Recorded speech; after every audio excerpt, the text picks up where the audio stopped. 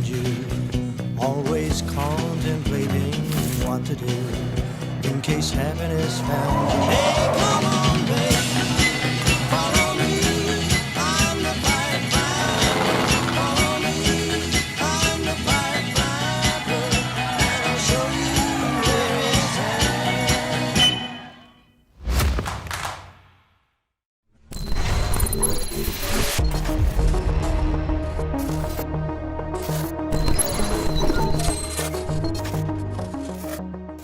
I'll welcome you again for those listening to this and not in person with us today. Mel Torrie from ASI, thanks for joining us.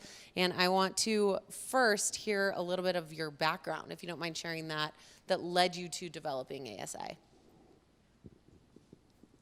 I was raised on a farm in the middle of nowhere in Alberta, Canada, and town of 120 people, high school graduating class of 11, and out on a farm and ranch where you just had to figure things out. So my dad was teaching us invention and solving problems. Even if he knew the answer, he just pounded on us. How are we going to fix this? How are we going to solve this problem? And so it was just a wonderful ground for building innovational thinking. And then came down to Utah State University and spun the company out from there. Would you like me to share kind of how the startup was created? Or? Yeah, I'd love to know the founding story of ASI, if you don't mind diving into that. Great. So we were founded up at USU as a spin-off. I was in graduate studies in a robotics program and wrote a paper, and John Deere saw that paper about 24 years ago and said, hey, we should do a project together and explore the safety of a robotic tractor. And so they asked us to prove that a 3-year-old couldn't get killed by a robotic tractor. So we created a little mannequin and would drive this remote control car with the mannequin on top at our robotic tractors and try to play chicken and see who won. And that was one element of our founding. And then the other was we were in the Afghanistan war at the time, and we were losing a lot of soldiers in the caves as they would go in to try to find the weapons and the explosives and just the bad guys in general. And so I thought there must be a way to send a robot in, but lots of rocks and hard ground. So I ripped apart some of my kids' remote control toys and ultimately built a model out of Legos that would climb through that cave, I thought, and got my brother to come along, and we went to a police SWAT team office in Logan with a styrofoam model under our arm.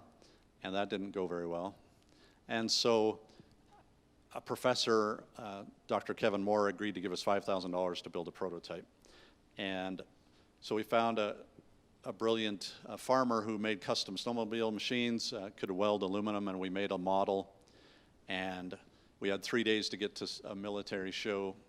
And so I think we got 4 hours of sleep in the 3 days, got to the show, and was able to win a $1 million contract from the government from that prototype. And so with those two things, John Deere said, hey, we would partner with you if you started a company. And we had this $1 million grant for a new company, and that was kind of the founding. So robotic farming with John Deere and a government contract. And then from there, John Deere shared this Clayton Christensen concept of an innovator's dilemma, where these larger companies like John Deere really struggle to innovate, and they need to think differently and involve other groups like ourselves to help them to truly lead the field and stay relevant and satisfy their customers. So that general principle became a slide that we ultimately raised about $200 million over the years, taking that slide to large companies, either billion-dollar manufacturers or billion-dollar end users like monster mining companies, and sharing that story, how we could be that innovator solution for them. And that really became the business model for bootstrapping the company. Wow, that's fascinating. We've touched on a couple of different industries here, but how do you think ASI is going to continue to impact the future of both farming, mining, logistics, automotive? Great question. I think it's a little bit different in each. In automotive, we have been working with the world's largest automotive companies to help automate their testing. Basically, being bootstrapped and not taking exit-driven money, we had to find the low-hanging fruit of something we could make money on every year instead of betting on something in 3 to 5 years. And so in automotive, that was the testing of their vehicles. So getting the humans out of this abusive vehicle testing. And now the challenge is, how do we get autonomous vehicles onto the road? How do we test them to make sure they're safe? And so in automotive, we're orchestrating lots of vehicles moving very quickly, doing stupid human things to validate that the sensors and the algorithms will work and assure that these driverless cars that are coming into the market will be safe. And so orchestrating repeatable tests where our software will swarm 10, 20 vehicles moving up to 100, 120 miles an hour, interacting and testing the sensors, so there's repeatable tests that you can run every month on your new release and make sure that you're still safe. So that's automotive. So what about mining?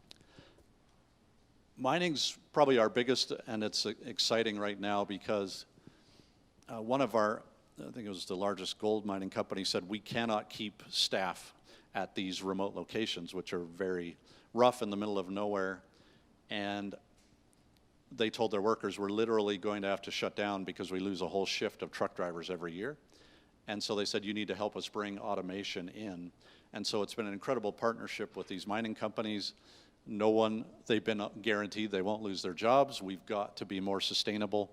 And so automating the optimization of moving material out of a mine and being able to run it from anywhere. So in Australia, the mining resources are in the middle of the outback, but they're able to run the mine from Perth, Australia, and people can stay home and work in a comfortable environment. You actually shared a story, a case study with me before we got on stage here. Would you mind sharing that with the audience as far as a great use for this, and a man actually in Australia, correct? Yeah, it was fun just to hear a very personal application of how it improves their lives. There's a man who was a part of these fly-in, fly-out mine sites where you're flying in 1,000 miles, you're away from your family for 2 weeks, then you come home for 3 or 4 and sleep most of the time and then fly back out. And he said, now I can see my son's baseball games, I can be a part of their lives, and we can run this, and all of the value I was contributing on site can be now done from this remote location. So it was fun to just see how it made his life better to bring the automation. Absolutely. We talked a little bit about farming. What does the future of farming look like with your guys' technology? I think there are a couple of things that are coming. The electrification is a big move where we're getting away from combustion engines, and that's really simplifying the maintenance and the dependence on a dealer that's 10 miles down the road kind of thing, and that need for that distribution channel being so close.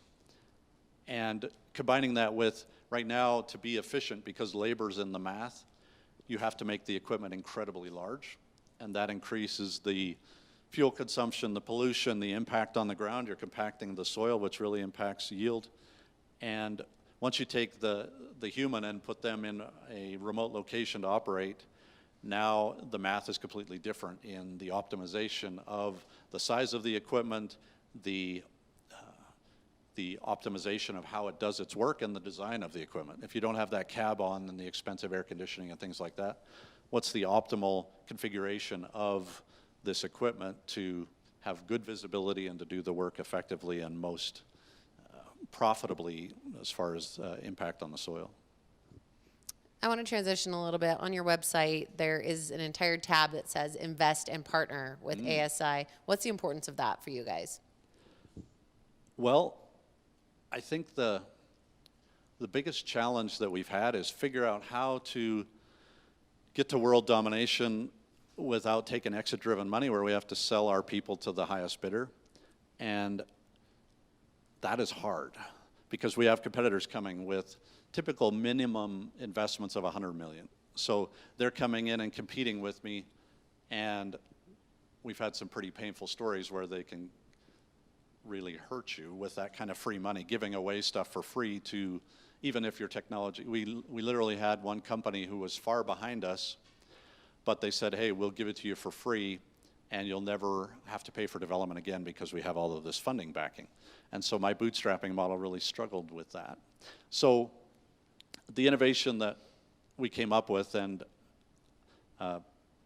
the business model was such that how do we bring in money but not compromise this ability to take care of our people? So we created separate companies for each of the markets, and we told people who were willing to sell a minority share of that to a strategic investor, meaning how do we have this channel to get a farm tractor serviced and supported around the world, a mining truck anywhere on the planet. And so we created separate companies for each of the markets, and then we sold 34% of the mining one to the world's largest drill manufacturer who has a channel everywhere on the planet. And that kind of strategic investment that's not looking to exit but actually cares about the product you're building enables us to have this alignment towards, we're not just trying to make a bunch of money and exit and make decisions that are a little bit different than what's best for the customer and best for the employees. And so that's really what that button is about, is, hey, in logistics and farming, these other markets, we're looking for people who are strategically interested in its success and not exiting and really compromising the lives of the people who made it possible. So. Do you feel like this has been a successful solution to stay competitive when other competitors are trying to undercut you guys? Yeah, so far, like we did in mining, we did that deal, and then within a couple of months, because we now had the channel and some credibility with that backing, that we won a 9-digit deal within a couple of months. So now that's thriving, and we're deploying around the world with the world's largest vehicles, mining trucks, and helping people like that person we talked about. Let's talk a little bit about product development. From the time that an idea is born with you guys until the product is in reality and working, can you walk me through the timeline and what that process looks like? Yeah, it's where we've built this platform where we can use that common technology across each of those markets. It's now more of an adaptation where we've got kind of that Windows operating system, and now we have PowerPoint, which is the mining piece, and the ag module or application. So now, like for example, we're now starting the automation of the construction of solar farms.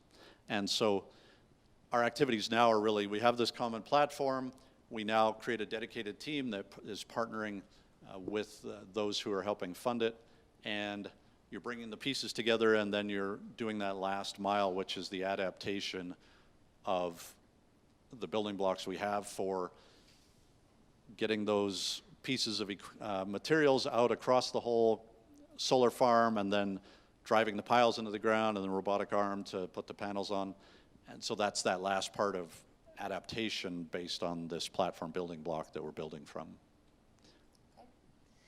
Let's talk about your HQ proving ground. Can you kind of give us a layout of what that's all about? Sure. We have a 100-acre proving ground up in Cache Valley, and we've got vehicles of all types, so the construction, the mining, the agriculture, automotive. We have some asphalt test tracks that we drive, and then we've got hills and simulated mining and construction type sites.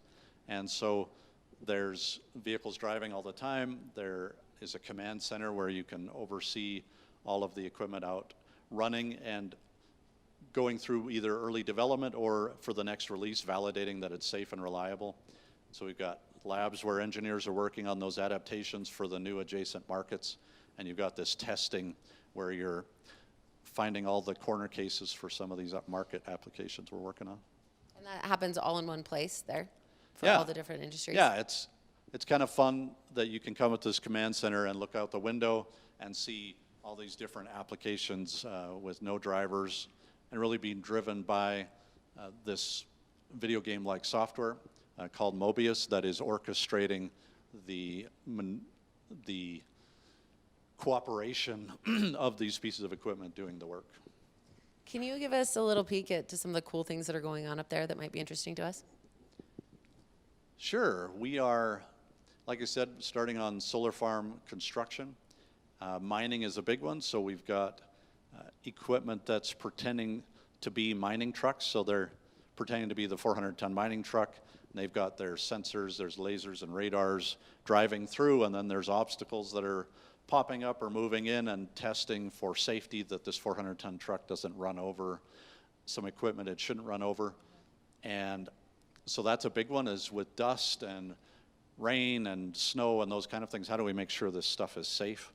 So I think mining applications is probably the most that we have right now. Construction, farm equipment out there doing the plowing and the tilling and planting. And automotive, they're doing a lot of these kind of maneuvers. We need to test how do we make sure that these vehicles are safe around each other, and so they're doing maneuvers and either trying to optimize a mission they're trying to accomplish, or again simulate stupid human behavior and make sure that the sensors and the algorithms can keep the driver safe. Can you share any funny stories that happen up there when things maybe go awry or on those proving grounds? That's a good one. You're like, I don't want to admit to get this. in trouble here. A fun one, just because it was a long time ago, I'll share it. But about 15 years ago, Toyota was in our building negotiating a deal around testing their cars, and we were out testing a robotic skid steer piece of equipment, those loaders that are skid steer, track, or wheeled. And it was testing out on a hill, and we were in the command center. No, sorry, we were in the conference room, but big windows. And it was autonomously driving, and it got too close, and it lost its balance, and it started to cartwheel down the hill in front of them. And so they were very polite. I don't know how many of them actually saw the cartwheel, but the vehicle was fine and drove off. No, I think we went and changed the oil or something. But that was definitely, we're out there pushing these vehicles to their limits, and so you never know what you'll see. But a cartwheeling skid steer down a hill was a memory for those Toyota executives. Well, that leads me to my next question for both me and people in the industry, companies that you guys are working with, regulators. What do you have to say to those people that are out there that are living in a little bit of fear about this autonomous technology being a part of our future?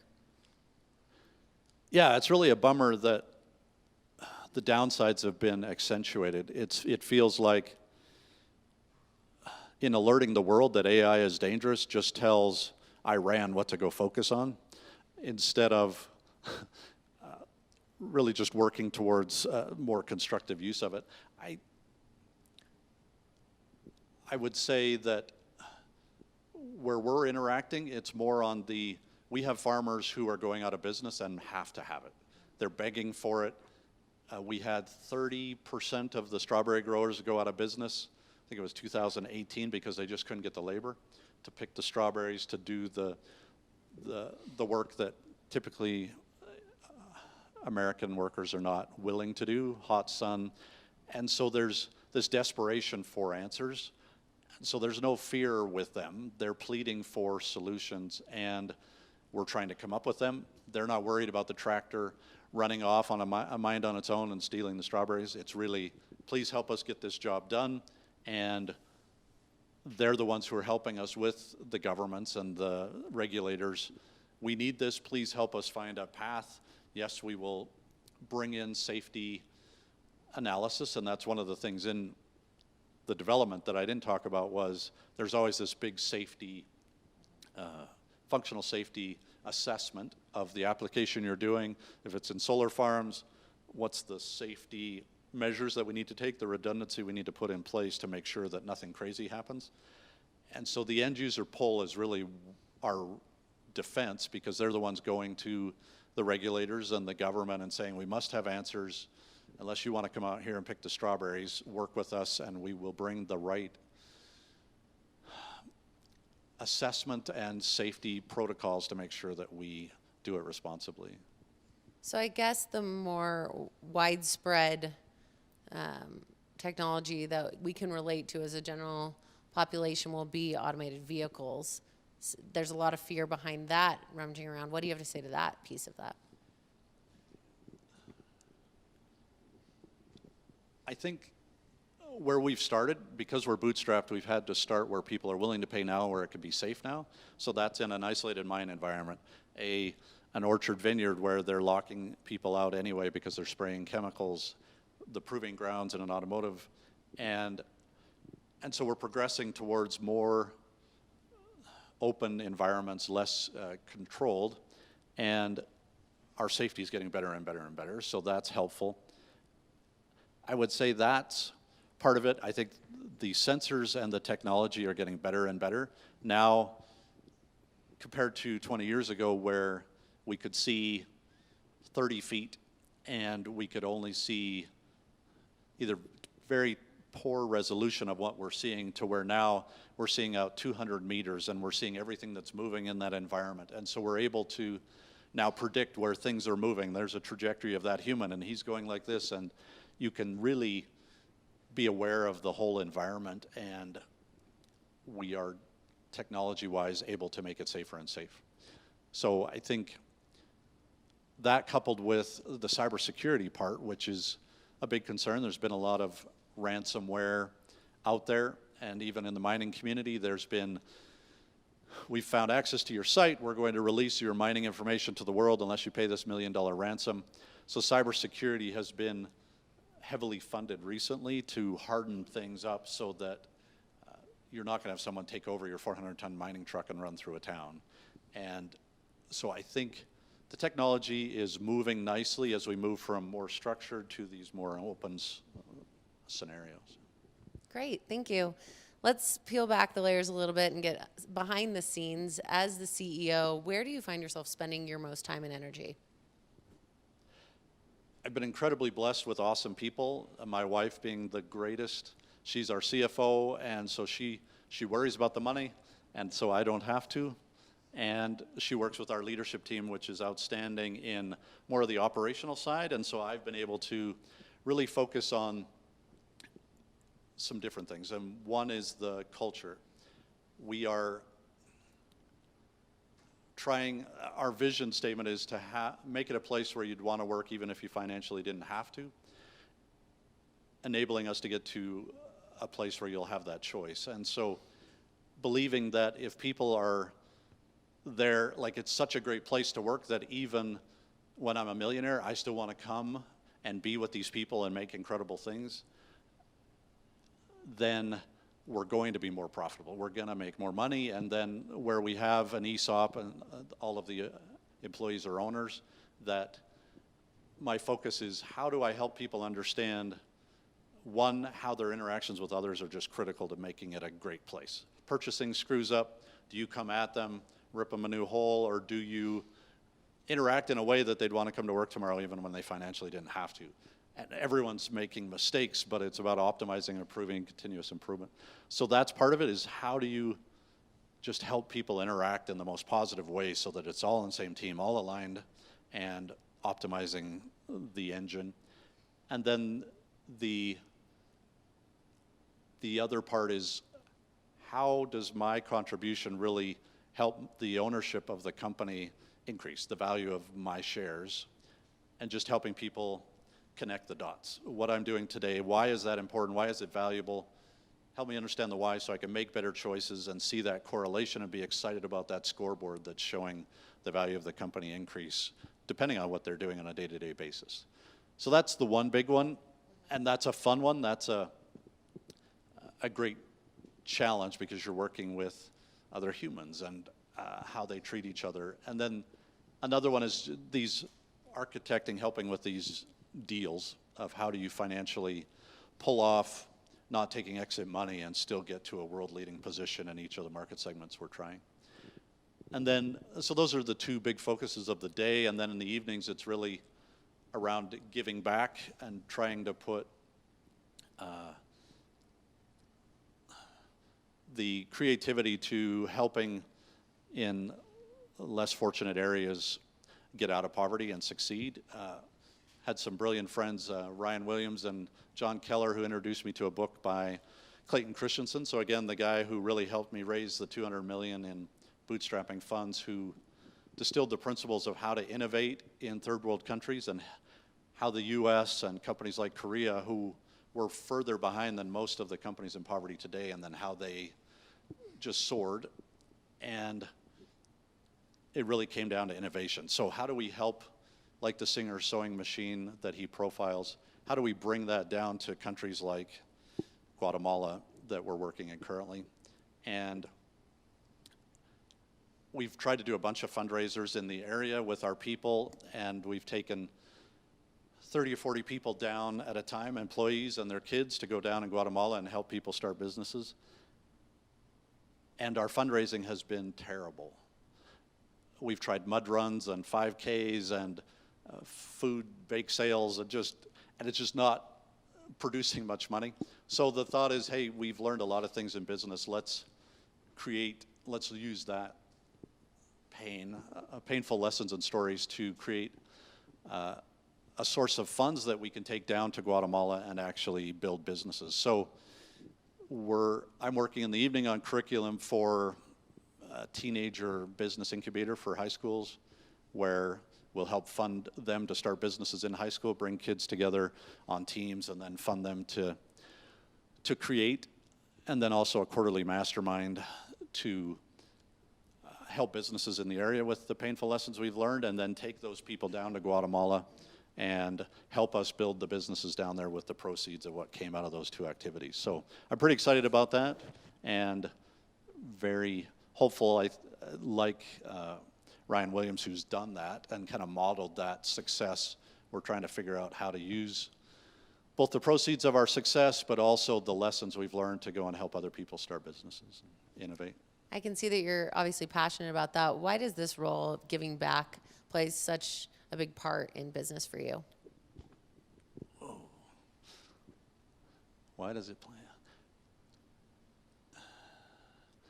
I guess as you look at what's important to you, for me, the mission of our company is help you reach your potential, and that's the fuel. And so that's what drives our day-to-day in this robotics company. How do we scale that? Well, we're learning a lot of painful lessons here.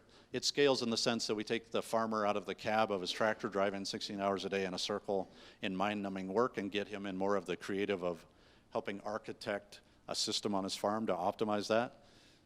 But also, what else can we do? What have we learned? Can we use that to go help people reach their potential? So it's just a continuation, expansion of that mission. Obviously, you're successful at this point. That doesn't mean it hasn't come without hiccups along the way. Would you mind sharing some of those mistakes with us and how you overcame those as a little bit of an educational tool of what not to do? Mistakes. I think one of the biggest, I think of two. One was around the strengths that I had and trying to be the leader that I hear about in the news. So I made the mistake of reading Steve Jobs' biography. And the reason I say mistake, I mean, I learned an incredible ton, and it was life-changing, and it wasn't a mistake. But I got very depressed because he's done exactly what we need to do, which is simplify some things that are very complex. To make a farming system that is typically run by migrant farmers from Mexico easily set up, operated, and then repaired and fixed, who may not even speak English, with lots of computers and GPS and lasers and radars. How do you simplify that? Steve Jobs was a master at that.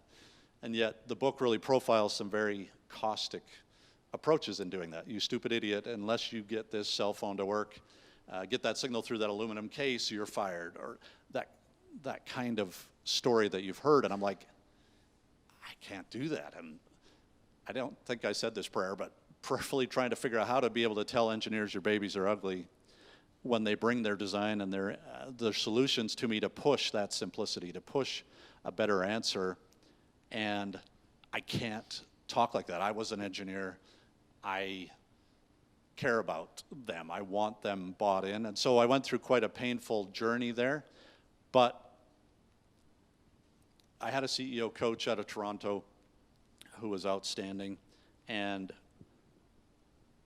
he taught more around the confidence is your number one asset, and talked about personality styles and had us take the Kobe test assessments and figuring out where you fit and what your skills were, what your weaknesses were. And I was trying to be what I was seeing in the news, the Jeff Bezos and it just wasn't me. And so what he taught me was that you have skill sets, you need complementary skill sets around you. I was working with a CEO of a multi-billion-dollar company, and every time I met him, he said, you need to fire yourself and hire a real CEO, someone that didn't care about the people. He prided himself and even bragged about the fear his salesmen had for him. And so that was quite a journey, and realized that maybe who I am could be a strength. The quote from Abraham Lincoln around, if you win a man to your cause, convince him that you're his sincere friend. Like, holy cow, I have a cause, I can do friend. I can't do your baby's ugly, you're fired if you don't get it fixed. And so that was a great lesson. And part of that is that I have a lot of weaknesses associated with my strength. And I was sharing the vision of where we're trying to go, and there were people in the room just rolling their eyes. And as I worked with the CEO coach, it was called Strategic Coach, from Dan Sullivan, he taught that you have these different types and you have to have them. You have to have a make-it-up person, which is the creative. You have to have a make-it-real person who's detail-oriented and could put his head down and just go.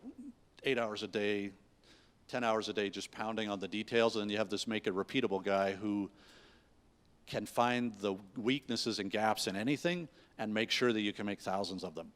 And each of those strengths have terrible weaknesses. Like the quality guy, he can find the negative in any design, but he can also find it in you, and he can find it in himself. And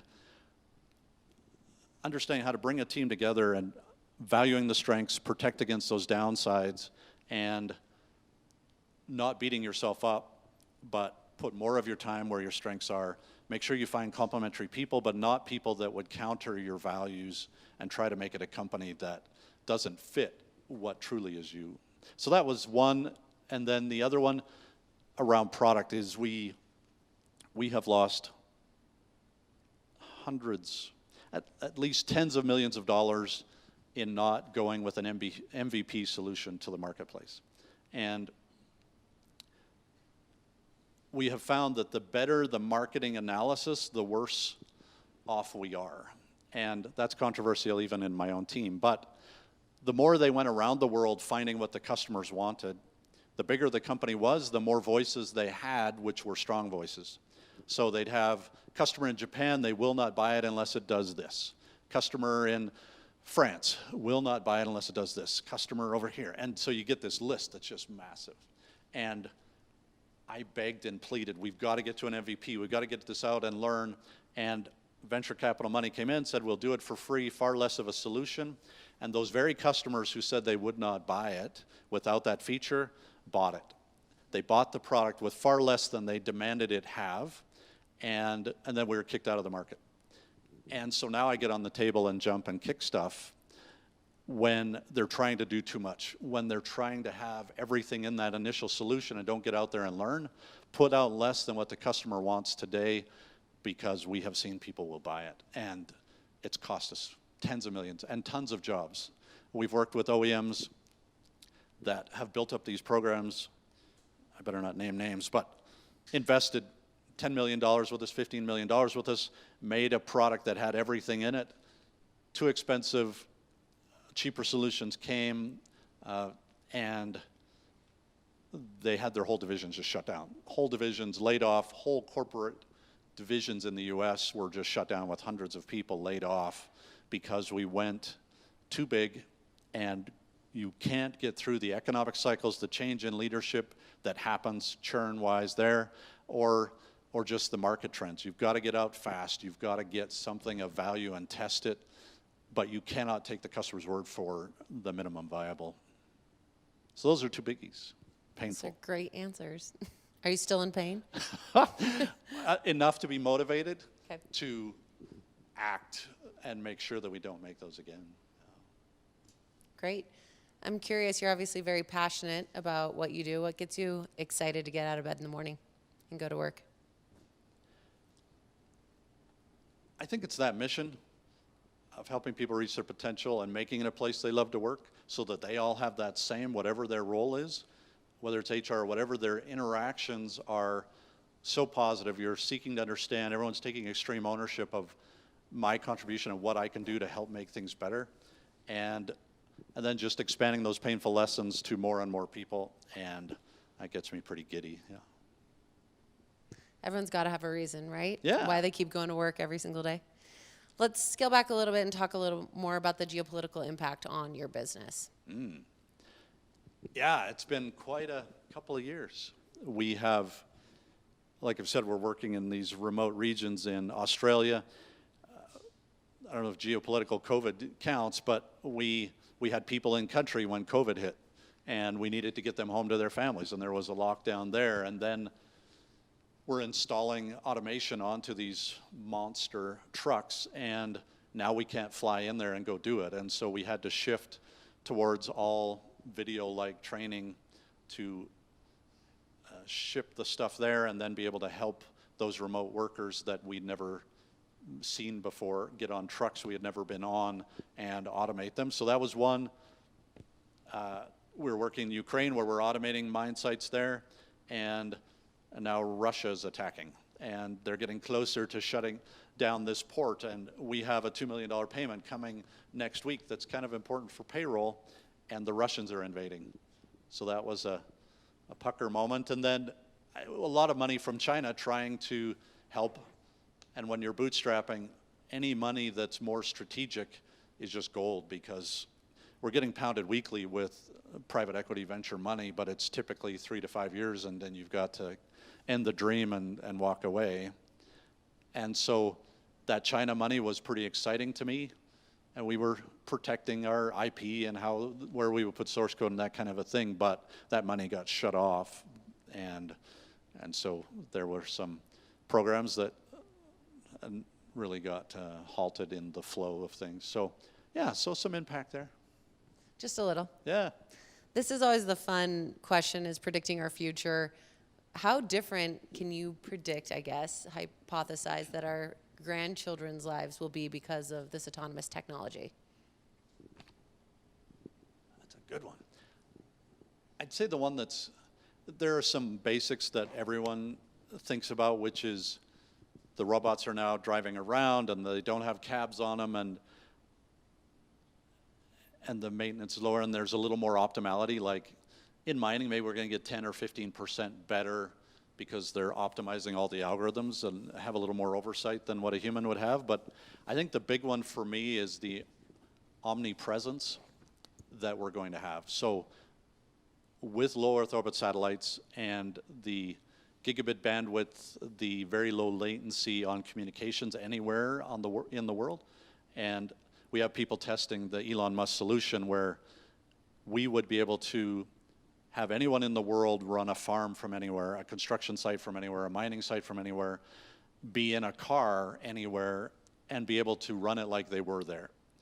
And that then expands into just teams being anywhere. But you look at Guatemala, they cannot do certain things, but with this communication infrastructure that's coming, it is going to be mind-blowing. Both the data flow that's going to be coming in from very low-cost sensors anywhere, and the analysis we can do around that, but more importantly, that it won't matter where you're at in the world, you can be anywhere else in the world. I can put you in a cab, I can give you the same vibrations, the same visibility, and you will have the same response times than you would have in the actual cab, and that gets crazy. Now time zones aren't an issue. You can have people working in the day from their home, running a mine or a construction site or a farm site. And so I got to find someone who's willing to bootstrap and bring money so that we can truly leverage that exciting transition that's coming and not lose to the venture money that'll come a little bit after us. But I think that is going to be crazy. It's going to be incredible for those regions that are really remote. They're going to be able to get the education. I had lunch with Sebastian Thrun, who started Udacity, and he said that the students they were bringing from anywhere in the world to his course on autonomous driving were as good as any of his class, and even outperformed these Stanford carefully selected students. When you have people in the middle of Afghanistan and the Ukraine able to learn and then provide value like they were there wherever, it's exciting. That is exciting. Mel, I want to ask you one more question before we open it up to audience questions. What is on the horizon in the near future for you guys at ASI? World domination is right around the corner. No, let's see. I think for us, we're negotiating with one of the world's largest tech investors on one of these strategic-like approaches into mowing market. So golf courses and commercial mowing, and we're doing the robotic construction of solar farms, and the mining is now taking off. And I think the scaling challenge is coming, and also this hybrid work environment. Those are coming together. So it's exciting because we can scale with a hybrid work environment where they don't all have to live in Cache Valley. Right now we're a 4-day at home and 1 day at the office, and we bring them together to have more design reviews and staff meeting, have a lunch, and really reconnect. And that's allowing us to hire more into the Ogden and the Salt Lake area.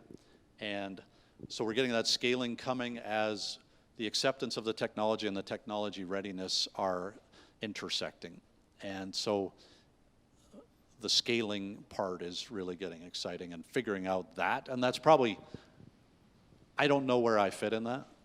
I'm a culture guy and let's all get along.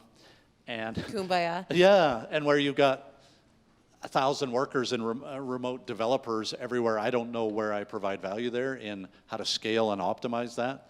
So I don't know where I fit in that vision, but I do know that that is coming and it's going to scale, and it's going to be incredible how we're going to be able to bring those skills from anywhere on the planet. That's exciting. Congratulations. We want to open it up now if you guys have any questions for Mel. I think we have a microphone as well that we can pass around to you guys. Yep, she's got it over there. Go ahead and just raise your hand and she'll bring you the mic.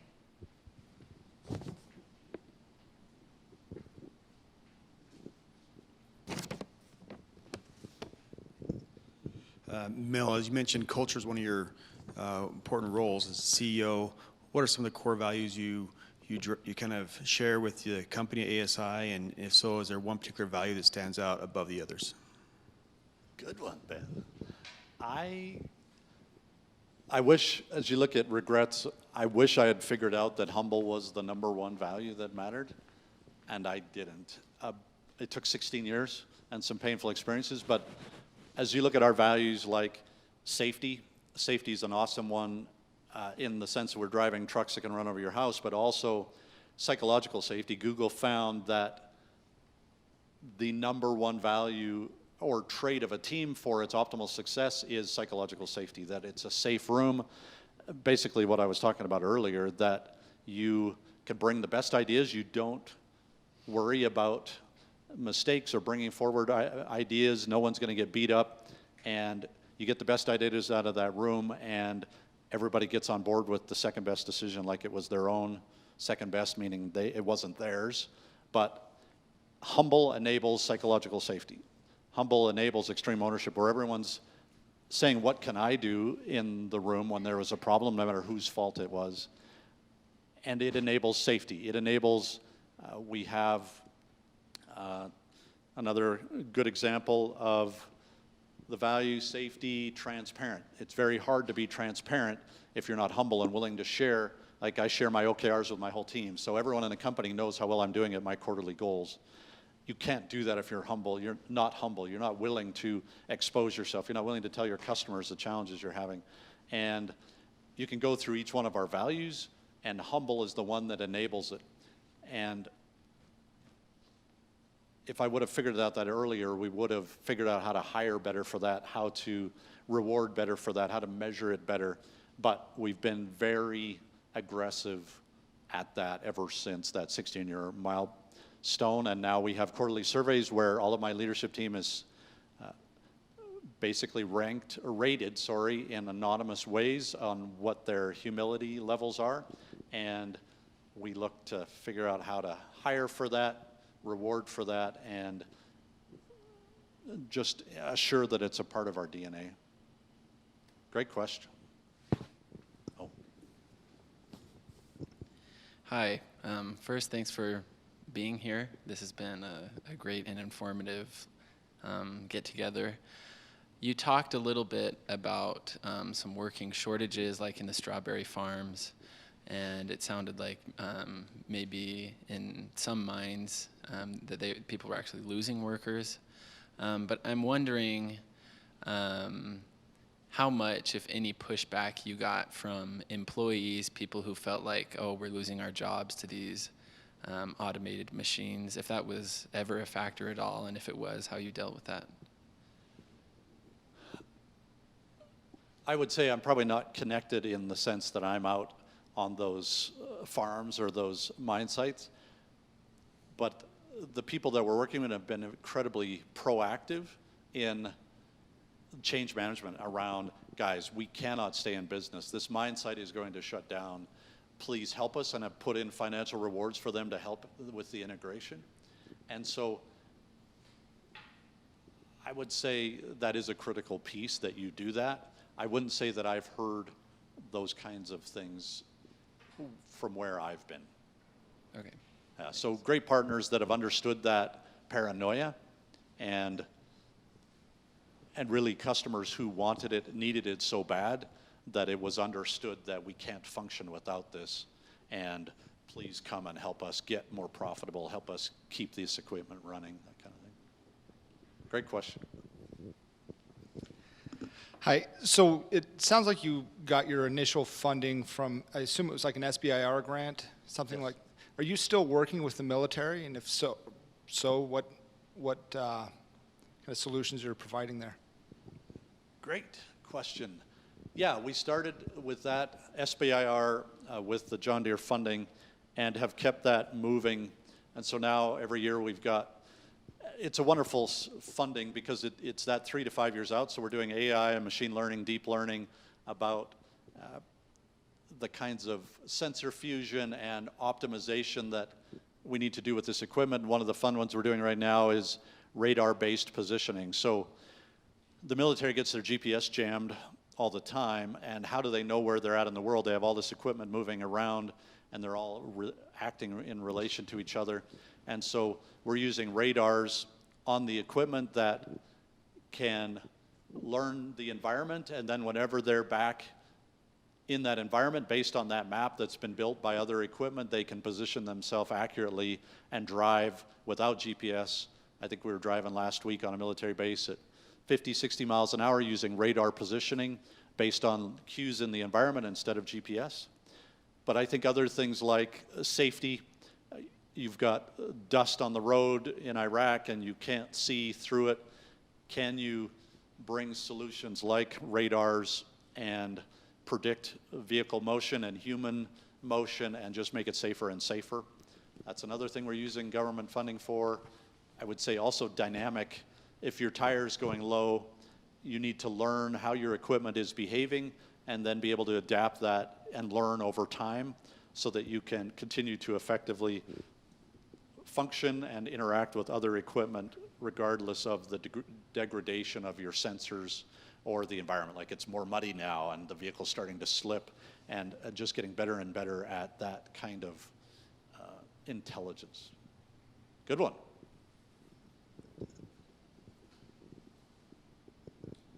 Hi, my name is Amir. I'm from a different sector. I'm from healthcare, actually. Just wanted to be here and listen to the conversation. Have you had any autonomous solutions in healthcare? We spend around 1/3 of our GDP in healthcare, so I was wondering if you had any interaction with healthcare. Great question. The kind of robots like material handling we've done in the past. We had great partners down with HK Systems that became Dematic down in Bountiful, and built some robots with them that they then have sold around the world. So they've done some work in that industry. We also worked in the cleaning industry, that were cleaning hospitals, and did development there with an OEM. So we haven't directly sold anything into that space, but definitely some of that support equipment of material moving and cleaning in that space. If you do have some strategic funding, we'd love to further explore that. Brian Dowdy, QA engineer. I just was wondering, because you talked about continuously improving the product and everything, but when do you consider a project done? Like, how do you determine at what point you've done all the improvements you can and here's your idea, we're not going to do anything more with it? I guess the way we think about it is, and even the investors think this way, is recurring revenue is far more valuable than an initial sale. And so how do you, like Tesla, they just announced their pricing on their autonomous car, and you're paying $200 a month for that value. And that's got to fund the getting smarter. And so Elon Musk will never tell them their car is smart enough, and he's going to be using this recurring revenue stream to fund that further intelligence. So we are trying to establish it's never enough. We're going to get smarter, more efficient, more intelligent, more optimal, and putting in business models that truly leverage that. So just like Adobe is not selling you Photoshop as a one-time, we're paying a monthly fee. We're trying to shift all of our businesses as much as possible. There's a CapEx versus OpEx where some companies have more capital, they want to buy a piece of equipment, but trying to move more to an as-a-service model where you're buying something that's going to get smarter. Your tractor is going to get smarter every month.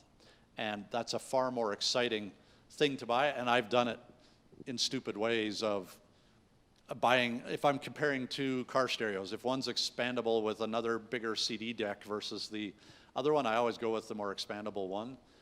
The hardware can now get better, and so we're selling a smarter and smarter solution and a business model that's less upfront, lower the barrier to entry. So in the mowing space, that's going to be, you pay a monthly cancel at any time fee for an autonomous mower that's going to mow your baseball diamonds or your golf courses, and we're going to make it faster, more optimal, more efficient, and friendlier user interfaces.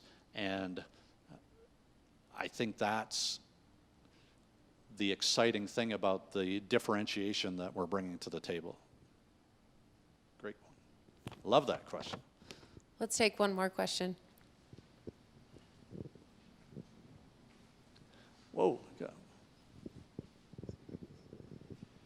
As the customers can always be the primary source for the minimum viable products or MVP features, what solutions have you found to kind of ascertain what those MVP features need to be to get it market ready?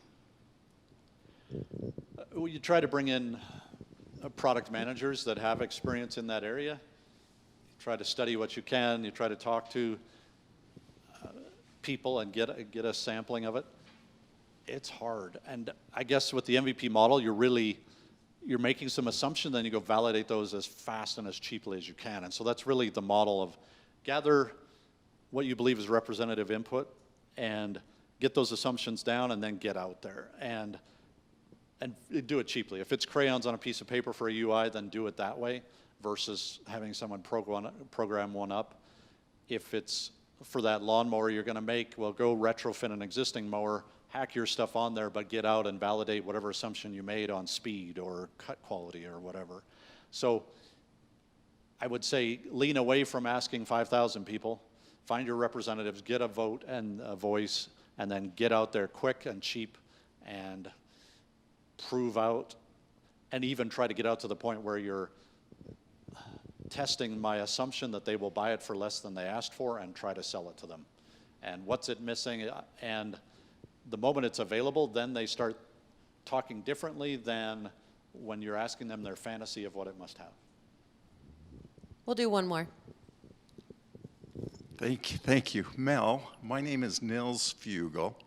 I'm a local boy here. Excellent. I feel like a country mouse coming to the city with all the cool people who really know how to do this, so it's an honor to be here. I'm glad you're here. Thank you for being here. I grew up like you on a farm, farming and also construction, underground utilities. But my question has to do with if you could elaborate on and for seeing a problem. Let's see, I think devil's advocate. Foreign governments that may want to inject malware into those satellite systems, et cetera. I know you've thought about this, but what precautions do you take? Maybe you can elaborate on that. And are you referring specifically to the low Earth orbit satellites as a solution that I would be dependent on for one of these remote deployments? Is Correct. Yeah. That's a zinger. I think we have, what's exciting about that technology is we have multiple efforts going on. We have the Richard Bransons and the Elon Musk and a Jeff Bezos all trying to get the satellites up there in their own networks and infrastructure. So there's definitely enough satellites that they're putting redundancy into the solution, but also it's not just one group going out there. Elon Musk is ahead, and he does have solutions that we're testing currently and are proving out the assumptions that we were making. So that's one. I think and that's kind of the low Earth orbit satellite kind. There's also Iridium and some of these earlier satellite networks that would at least provide us with a step back in capability in lower bandwidth, higher latency that would give us a crawl along, keep it going kind of thing. Right now we have strikes, we have trucks break down. There are other things that also cause this problem, and there are elements of that are covered in the business cases just to make sure you're still going to be operational and profitable. So I would say it's more the redundancy in this type of solution that we're excited about, that we can have another solution that comes in and is a plug-and-play agnostic solution. So we're plugging in that source stream into our backbone, and whether we have a radio from Elon or from Jeff, we're still going to be up and running.